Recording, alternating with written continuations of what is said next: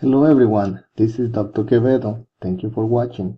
In this video we will go over the installation of the database management system that we will using for our course.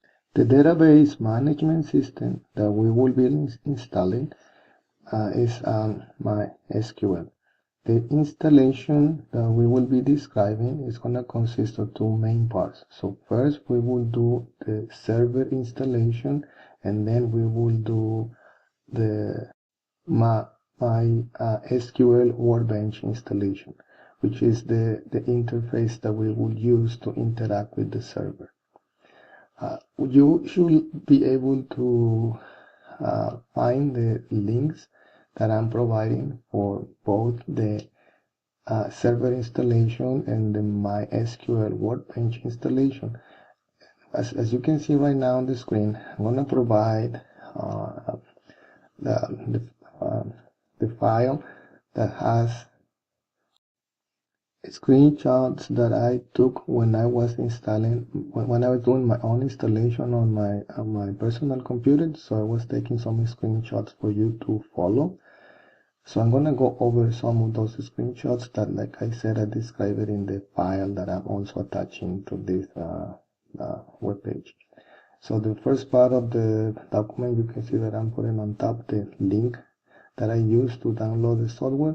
So once you click on that link, you should see a page that looks like the one that I'm showing on the screen, and the parts that I'm clicking or whatever I'm doing, the selections in on the each of the screenshots that I'm highlighting those, so you can see the highlighted, and then I'm having an arrow that is pointing there.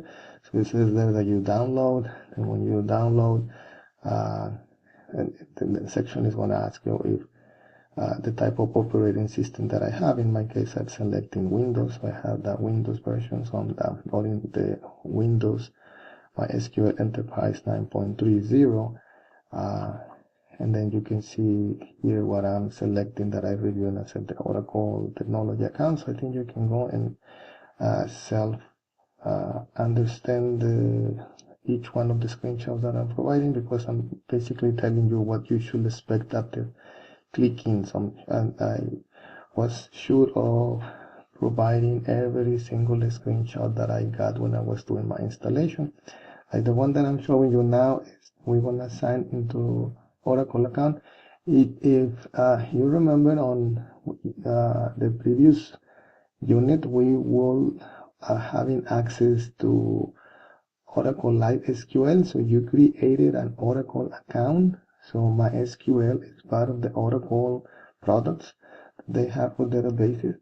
So you can use the same user name and or email and password that you provided to sign in to this page. And then you should get a file that looks like the one that I'm listing here. Be sure that you unzip the file that you downloaded, and once it's unzipped, that's the one that we're using, because I don't think there's you're gonna have the good installation if you don't unzip it. So you have to do the installation unzipping first, and then do the installation from the unzip file, and then open the folder, look for the files that I'm listing there, and then just continue with the installation until, let me see, you reach, let me see if there is anything else. Yeah, the page here that is asking you for a root password. So be sure that that you remember the password that you're going to be using here, because we're going to need it later. Suggesting as a default, what I'm using as a default password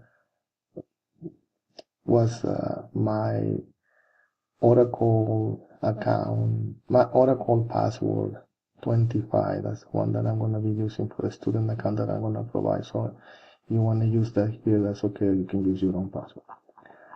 So once you reach the last screen, you should be able to have the server installation. And then what I suggest, once you finish with the installation, is that you restart your computer to continue with the installation of MySQL workbench, which we will describe next. So once you're done with installing the MySQL server, then now you will do something similar to MySQL workbench installation. And I'm also providing the link, and I'm also listing the screenshots that in sequence that I got when I was doing my own installation. The way that you're gonna do the installation, I think, is very similar to the one that we just did minutes ago for the server. You're just gonna go and follow my screens. Notice that in the part that in the previous one for the server, you were required to provide your account. Here you got an option, so it's okay. Like, I mean, you click login, maybe you're still in the system and it doesn't ask you to log in into your account using your Oracle, or in this case it gives you the option of skipping and not actually providing your account. So that's something that I noticed that was different from the previous one. Here I'm suggesting some of the information that maybe you can list here. So this is what I suggest you can type in this for this page. And so once we are done with the installation that you have here, be sure that you again restart your computer, and then you in later videos we're going to talk now how is that we're going to access the server using the MySQL workbench. Thank you for watching.